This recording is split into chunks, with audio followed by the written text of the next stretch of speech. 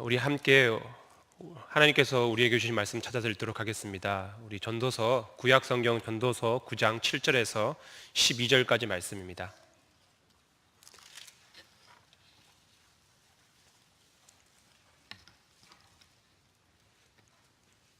전도서 9장 7절에서 12절까지 말씀이고요. 우리가 가지고 있는 문화성경 957페이지 정도 됩니다. 이는 살아계신 하나님의 말씀입니다. 우리 함께 받들어 봉독하겠습니다. 너는 가서 기쁨으로 내 음식물을 먹고 즐거운 마음으로 내 포도주를 마실지어다. 이는 하나님이 내가 하는 일들을 벌써 기쁘게 받으셨음이니라. 내 의복을 항상 희게 하며 내 머리에 향 기름을 그치지 아니하도록 할지니라. 내 헛된 평생의 모든 날 곧 하나님이 해 아래서 내게 주신 모든 헛된 날에 내가 사랑하는 아내와 함께 즐겁게 살지어다. 그것이 내가 평생의 해 아래에서 수고하고 얻은 내 몫이니라. 내 손이 이를 얻은 대로 힘을 다하여 할지어다. 내가 장차 들어갈 수월에는 일도 없고 계획도 없고 지식도 없고 지혜도 없음이니라. 내가 다시 해 아래서 보니 빠른 경주자들이라고 선착하는 것이 아니며 용사들이라고 전쟁에 승리하는 것이 아니며 지혜자들이라고 음식물을 얻는 것도 아니며 명철한 자들이라고 재물을 얻는 것도 아니며 지식인들이라고 은총을 입은 것도 아니니 이는 시기와 기회는 그들에게 모두 임함이니라. 분명히 사람은 자기의 시기도 알지 못하나니 물고기들이 재난에 그물을 걸리고 새들이 올무에 걸림같이 인생들도 재앙의 날이 그들에게 호련히 임하면 거기에 걸리느니라. 아멘. 혹시 말매의 눈물이라고 들어보셨습니까? 요즘 경제적으로 너무나도 큰 어려움을 겪고 있습니다. 많은 어려움을 겪고 있는 기업들 가운데 가장 큰 타격을 입은 기업은 조선업과 해운업입니다. 네, 큰일 났죠. 조선 해운업의 불황으로 인해 구조조정을 피할 수 없는 상황 가운데 말매의 눈물이라고 하는 이야기가 주목을 받고 있습니다. 울산에 현대중공업이 있는데요. 그곳에 선박 건조장 한 복판에 코쿰스, 되게 말이 어려운데 코쿰스라고 하는 아주 큰 거대한 골리앗이라고 불리는 크레인이 있습니다. 높이가 140m 정도 되고요. 중량은 7,560톤 정도 된다고 합니다. 이 거대한 크레인의 출생지가 한국에서 만들어진 것이 아니라 외국에서 만들어진 것을 우리나라가 가지고 들어왔다고 합니다. 이 말메라라고 하는 말은 도시의 이름입니다. 말메는 북유럽 국가 스웨덴 남쪽에 위치한 해안 도시입니다. 한때 유럽 조선 산업의 중추 도시였지만 1980년대 한국의 조선 산업이 급부상하면서 몰락의 길을 걷게 되었다고 합니다. 이후 말메에 위치한 코쿰스 조선소는 시간이 흘러 문을 닫게 되었고 더 이상 배를 건조할 수 없게 되었습니다. 그래서 말매에 그렇게 거대한 크레인이 더 이상 쓸모가 없어졌으며 이것을 해체하는 해체 비용만 220억이라고 하는 어마어마한 비용이 들게 되었고 애물단지로 전락되고 말았습니다.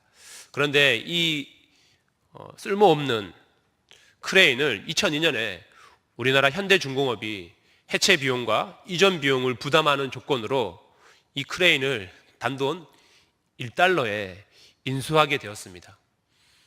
우리 돈 1,000원 정도, 1,000원에 그 큰 크레인을 인수하게 된 거죠. 거대한 크레인이 단돈 $1에 동아시아의 코리아라고 하는 나라로 팔려가던 날 수많은 말매 시민들이 바닷가로 나와서 그 장면을 보면서 눈물을 흘렸고 이를 중계하던 현지 방송에서는 장례식 때 흘러나오는 장송곡이 흘러나왔다고 합니다. 그래서 스웨덴 언론은 이런 모습을 말매의 눈물이라고 표현하면서 안타까워 했다고 합니다. 이후 이 크레인은 말매의 눈물이라는 별명과 함께 골리앗 크레인이라고 불리면서 현장에 투입되었습니다. 현대중공업이 세계 최초로 육상 건조 공법을 성공시키는 데 결정적인 역할을 기여했습니다. 그런데 다시 이 말매의 눈물이 세간의 주목을 받고 있습니다. 세계 조선업의 선두 역할을 하던 한국 조선업이 불황을 맞아서 구조조정을 하고 있기 때문입니다. 그리고 이 말매의 눈물이 혹 한국의 눈물 혹은 울산의 눈물이 될까봐 많은 이들이 걱정하며 이 위기가 잘 극복되기를 바라고 있습니다. 사람이 이뤄놓은 것은 정말 영원한 것은 없는 것 같습니다. 그렇게 자부심을 가졌던 조선산업이 이런 어려움을 겪고 있는 모습을 보면서 인간 만사 세용지마라고 하는 말이 다시금 크게 와닿는 것 같습니다. 사람의 앞날은 오직 하나님 아버지께만 달려있음을 고백하게 됩니다. 전도서를 기록한 솔로몬 역시 사람의 인생이 한치 앞을 알 수 없음을 그의 노년 때 깨닫게 됩니다. 그리고 그는 글로써 그것을 우리에게 일깨워주고 있습니다. 전도서는 지혜로웠고 많은 재물과 명성과 향락을 누렸던 솔로몬 왕이 노년에 쓴 책입니다. 솔로몬은 가지고 싶은 것들을 모두 다 소유하며 누릴 만한 것들을 탐닉하느라 하나님을 떠났었습니다. 그런데 하나님을 떠난 그의 삶을 통해 그가 얻은 인생의 결론은 헛됨이었습니다. 그러나 이것은 인생에 대한 허무주의나 염세주의와는 달랐습니다. 그가 깨달은 바는 사람들이 최고의 부귀, 영화, 권세, 지혜 등 그 어떤 것을 가진다 할지라도 하나님이 없는 인생은 허무하다는 것이고 하나님을 믿고 섬기는 삶이 참된 복이라는 것을 그가 깨닫게 된 것입니다. 꿈을 이루어 나가기 위해서 최선을 다하는 것은 정말 가치 있는 일입니다. 요즘 제가 맡은 중등팀 청소년들은 정말 열심히 살아가고 있습니다. 또 이 중등팀보다도 고등학생들은 더 열심히 살아가고 있지요. 학교에서도 열심히 공부하고 학교를 마치면 학원에 가서 또 열심히 공부합니다. 주말이나 휴일에도 마다하지 않고 학원에서 부르면 열심히 달려가서 공부를 합니다. 정말 대단합니다. 저는 아이들 학원 가는 게 친구가 없어서 학원 가는 줄 알았어요. 제 초등팀 사역할 때는 학원 왜 가냐고 그러니까 친구 때문에 학원 간대요. 그래서 중학생이 되어도 친구 때문에 친구 사귀기 위해서 몇십만 원을 들여가지고 학원 가는 줄 알았는데 제가 이번 중간고사를 지나면서 아이들이 학업에 대해서 정말 많은 스트레스를 받고 있고 실제로 정말 열심히 공부한다는 사실을 깨닫게 되었습니다. 그런데 이렇게 열심히 최선을 다해 공부하고 있지만 공부가 정말 괴롭고 고통스러운 아이들이 있는가 하면 또 힘들지만 참을만 하고 보람되며 심지어 재미있다고 하는 아이들도 있었습니다. 그 두 부류의 아이들의 차이점은 대체적으로 목표나 꿈이 있고 혹은 목표나 꿈이 없고의 차이였습니다. 꿈이 있고 목적이 세워진 아이들은 자신이 무엇을 공부해야 하는지 알게 되고 그것을 아니까 구체적으로 또 최선을 다해서 공부하면서 꿈에 가까워지고 있기 때문에 힘들지만 잘 인내해 나갈 수 있게 되는 것입니다. 그런데 꿈도 아직까지 없고 목표도 아직까지 없고 자기 자신이 무엇을 좋아하는지도 모르는 아이들은 그냥 공부를 하지 않으면 안 되기 때문에 공부를 안 하면 엄마에게 혼나고 또 나쁜 성적을 받을 때 자기 자신의 자존심이 허락하지 않기 때문에 일단 공부를 해야 하니까 공부하는 아이들이 의외로 많이 있습니다. 그런데 그 아이들과 이야기해보면 최선을 다해 공부하지만 너무나도 힘들고 고통스럽다는 호소를 많이 듣게 됩니다.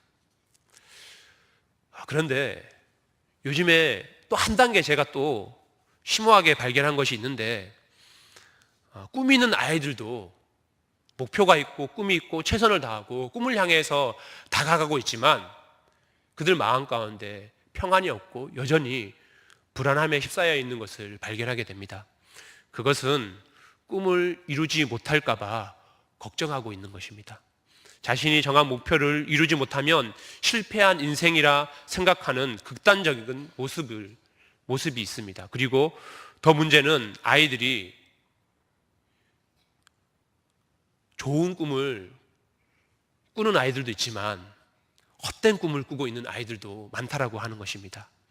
목표와 꿈이 어떤 신앙적인 가치와 이웃을 봉사하려고 하는 뜻, 자신의 자아를 이루고자 하는 것이 아니라 그저 잘 먹고 편안하게 부족함 없이 살고자 하는 경우가 아직까지 중학생임에도 불구하고 너무나도 많이 있는 것을 보면서 가슴이 아팠습니다. 아이들이 가장 선호하는 꿈은 연봉이 적당히 높고 충분한 여가 시간을 보낼 수 있는 직장에 들어가는 것이 아이들이 가장 들어가고 싶어하는 꿈이었고, 얼마 전 언론 보도에서는 우리 청소년 아이들이 가장 되고 싶어하는 꿈이 뭐였냐면 건물주였습니다. 건물주.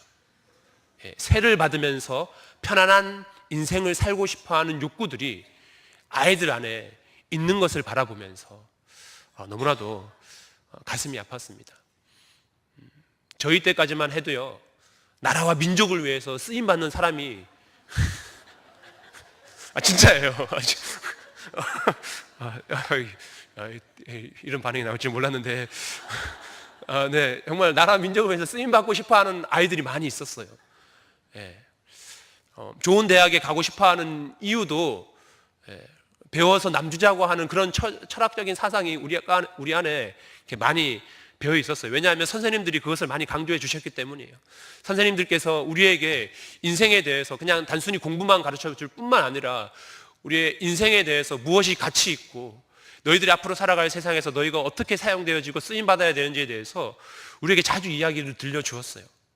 그런데 요즘에는 이러한 인생에 대한 이야기들이 학교 안에서 학원 안에서 많이 사라졌다고 합니다. 그저 높은 성적을 받는 것, 좋은 성적을 받아가지고 좋은 대학에 들어가는 것이 성공하는 것이라고 그렇게 이야기해주고 있는 것이죠. 작년에 중등팀 아이들에게 진로를 물어보면 가장 가고 싶은 고등학교는 안산 동산 고등학교였습니다. 그런데 작년에 한 명도 못 갔습니다. 올해 아이들에게 가고 싶은 고등학교가 어디냐고 물어보면 역시 아이들은 안산 동산 고등학교에 가고 싶다라고, 가고 싶은 1등 고등학교였습니다.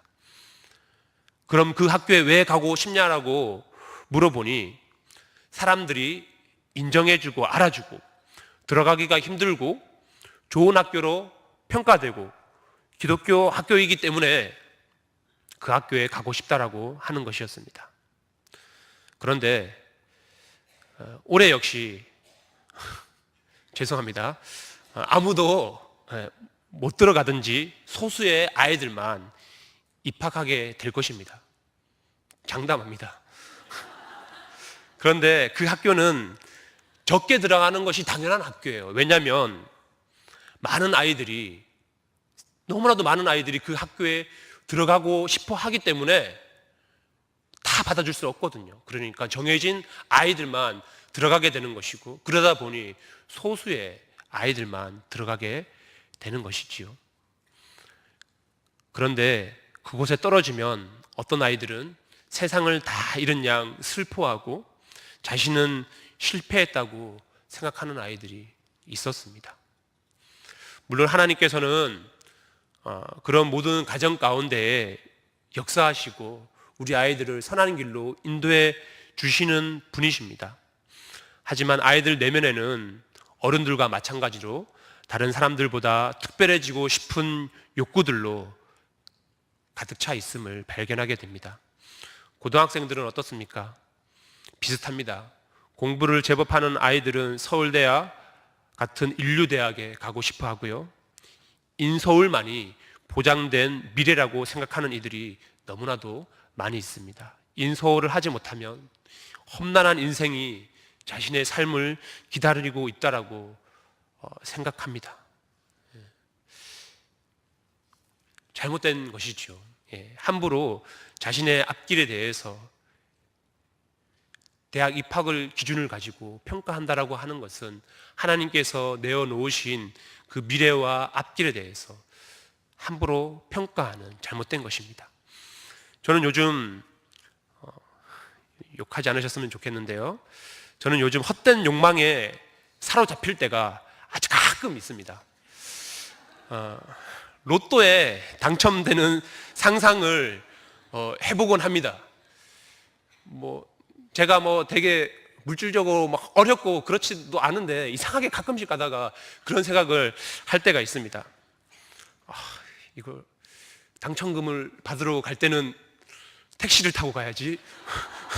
이런 생각부터 시작을 해가지고 막 구체적으로 막 계획을 세우고 전화번호는 바꿔야 되겠지. 이런 생각들을 하게 됩니다. 몇 억은 부모님께 드리고 몇 억은 집을 사는데 사용하고 몇 억은 그래도 전도사니까 성경금을 하고 몇 억은 정직한 11조를 하고 등등 헛된 상상에 빠지곤 합니다. 그런데 되게 교묘한 것은 이런 상상들을 하고 있으면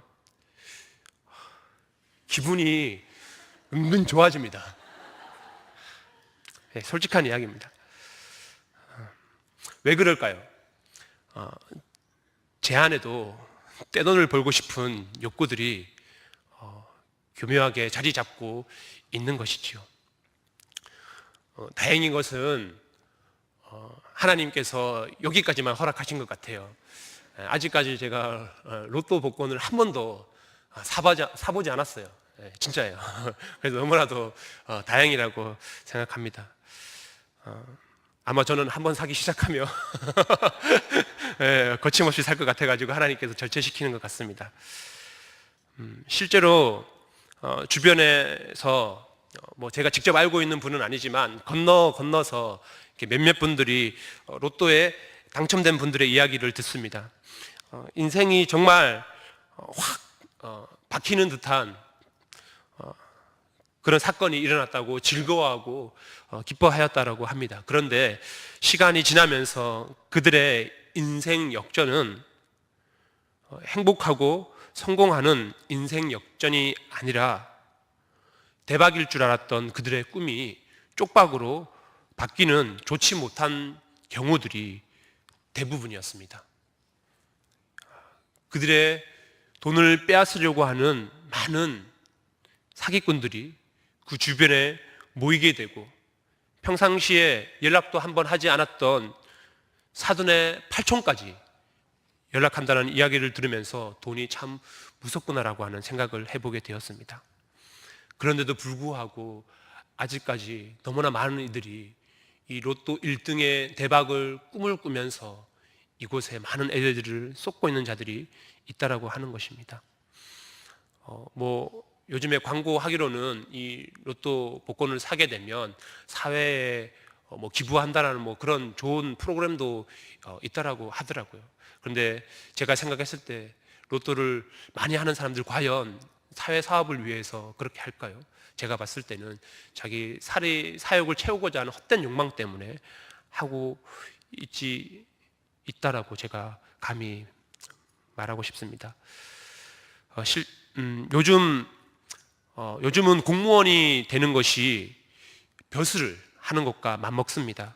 특히 7급 공무원은 아주 집안 경사가 나는 것이죠.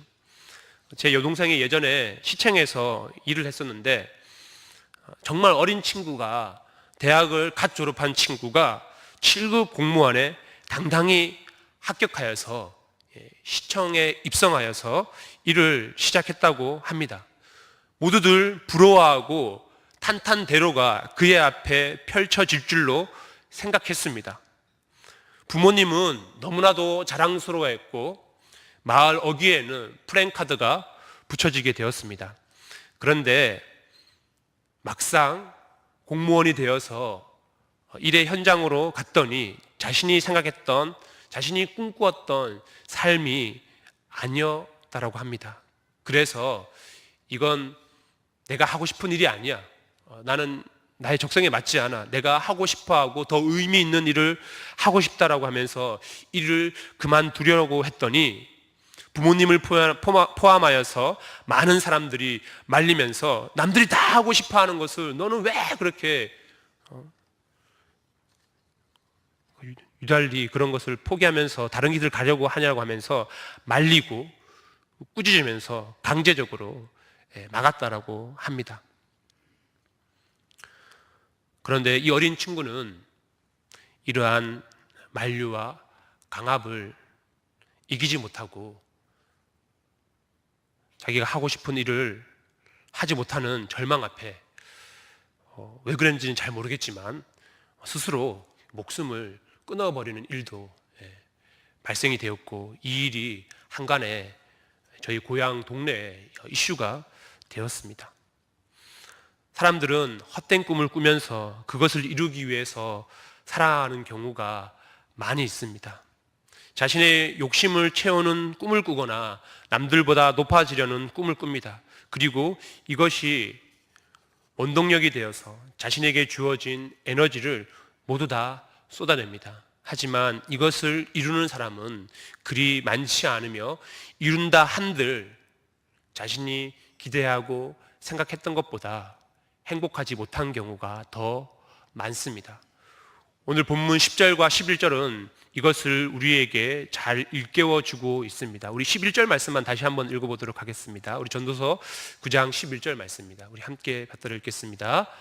내가 다시 해 아래서 보니 빠른 경주자들이라고 선착하는 것이 아니며 용사들이라고 전쟁에서 승리하는 것이 아니며 지혜자들이라고 음식물을 얻는 것도 아니며 명철자들이라고 재물을 얻는 것도 아니며 지식인들이라고 은총을 입은 것도 아니니 이는 사람 시기와 기회는 그들 모두에게 임함이니라. 아멘.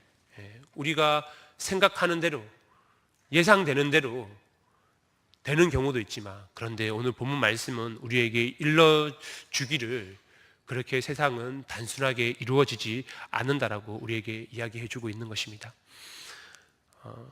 솔로몬은 전도서를 쓰면서 자기 자신을 가르쳐서 전도자라고 하는 말을 사용하고 있습니다. 이 전도자라고 하는 것은 우리가 알고 있는 예수 그리스도의 복음을 전하는 자가 아니라 사람들을 불러 모아서 그들에게 교훈을 전하는 사람을 전도자라고 합니다. 전도자가 왕의 신분과 연륜을 가지고 깨달은 것은 인생의 모든 것이 허무하다라고 하는 것이었습니다.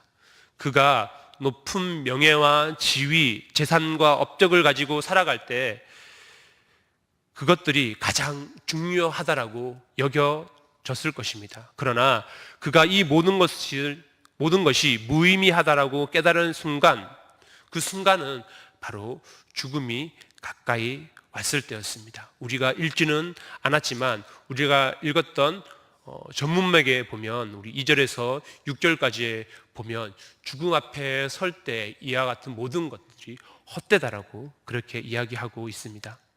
전도서의 허무의 배경은 바로 죽음입니다.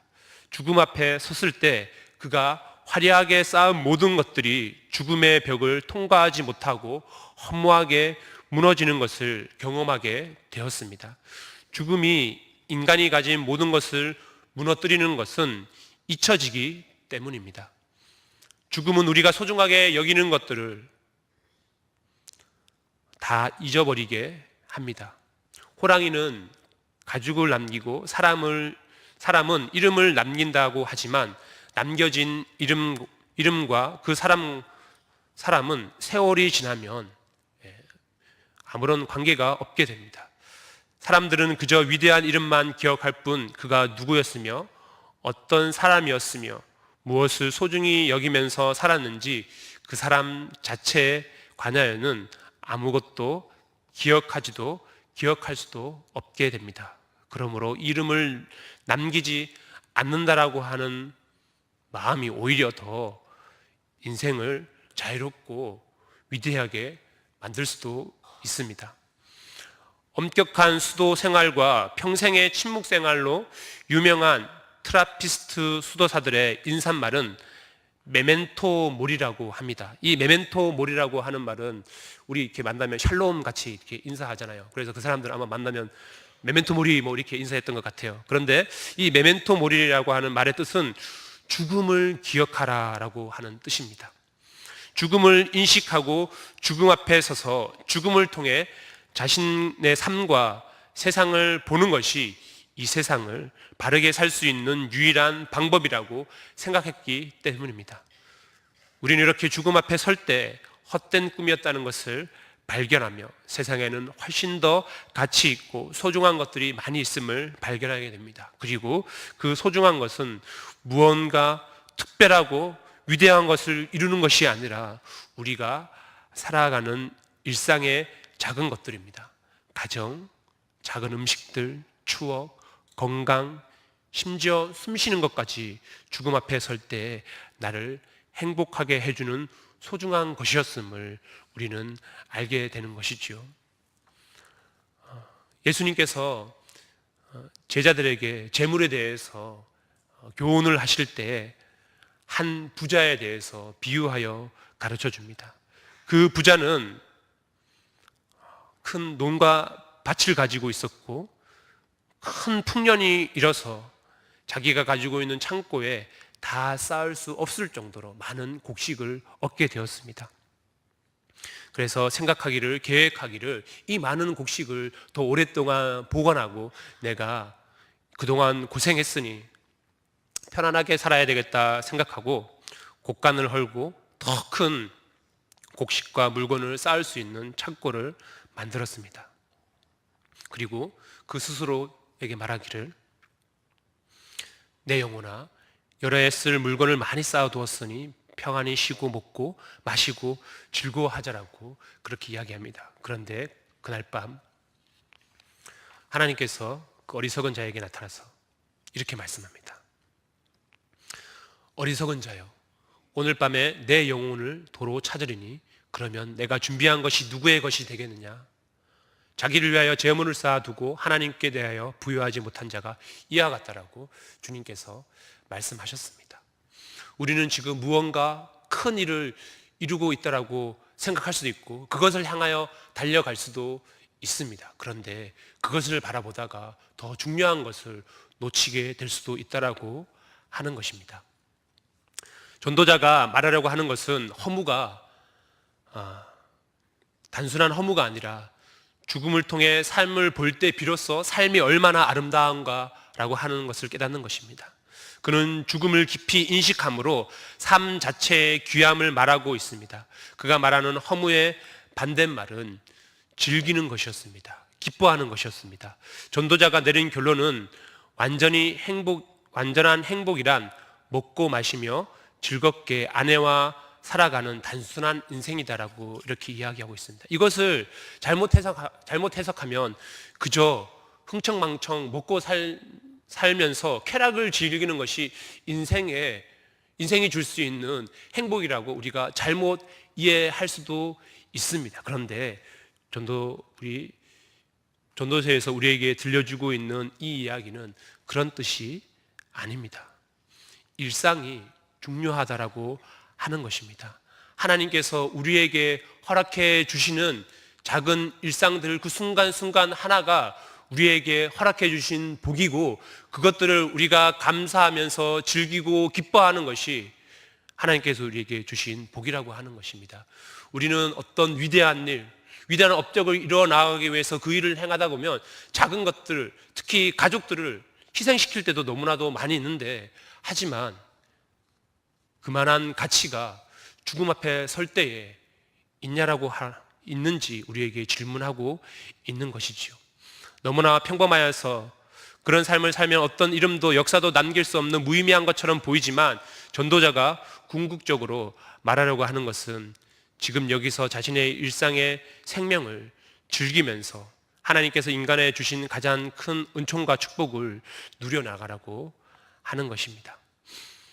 우리는 하나님과 함께 꿈을 꿀 때에 우리가 가졌던 이러한 가치들, 육신의 정욕들은 완전히 바뀌게 되고 우리는 주님 안에서 새로운 피조물이 되고 우리의 생각도 바뀌게 되는 것이죠.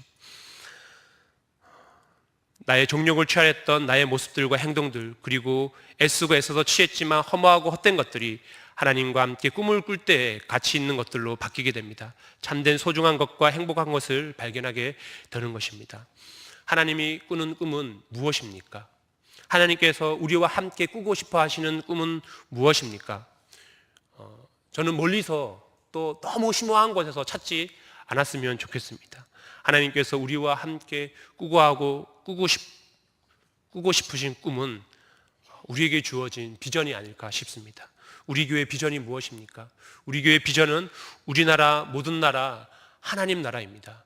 우리가 속한 가정과 우리가 속한 교회와 우리가 속한 지역과 나라와 더 나아가서 다른 민족에게까지 하나님의 나라가 이루어지는 것이 하나님께서 우리를 향하신 꿈이고 우리가 함께 꾸어야 할 꿈인 것입니다. 우리가 이 꿈을 이뤄 나아갈 때에 작은 일상들도 소중한 것으로 바뀌게 되는 것이죠. 그 꿈을 이뤄 나아가기 위해서 우리가 러브피플을 실천하려고 애쓰고 있는 것입니다. 아무것도 가진 것이 없지만 예수님을 믿는 우리가 내세울 것은 내가 이렇게 하나님의 꿈을 꾸고 있고 그 꿈을 위해서 애쓰고 있다는 것입니다. 이 삶이 그 어떤 것보다 누구보다도 아름답고 가치 있는 것이고 이것이 우리의 자존심이 되어야 할 것입니다. 어떤 형편에 처해서도 포기하지 말고 우리에게 가장 소중한 생명을 주신 하나님을 기억하며 이런 믿음의 자존심을 간직하고 아름다운 삶을 살아가는 저와 여러분 우리 모두가 되었으면 좋겠습니다. 기도하도록 하겠습니다. 거룩하신 하나님 아버지, 우리의 앞날이 불확실하고 많은 노력과 애씀이 헛된 것처럼 느껴질 때가 많이 있습니다. 실패 앞에 낭망하며 다른 이들을 원망할 때도 많았습니다. 하지만 죽음 앞에 설 때에 우리는 우리에게 주어진 삶이 얼마나 소중한지 깨닫게 됩니다. 주님과 함께 꿈을 꾸게 하시고 우리나라 모든 나라 하나님 나라를 이루어가게 하여 주시옵소서. 주님과 함께 꿈을 꾸는 것이 가장 행복하고 가치 있는 것임을 발견하여 아버지의 뜻을 이루어 나아가는 저희의 삶이 되게 인도하여 주시옵소서. 예수님의 이름으로 기도합니다. 아멘.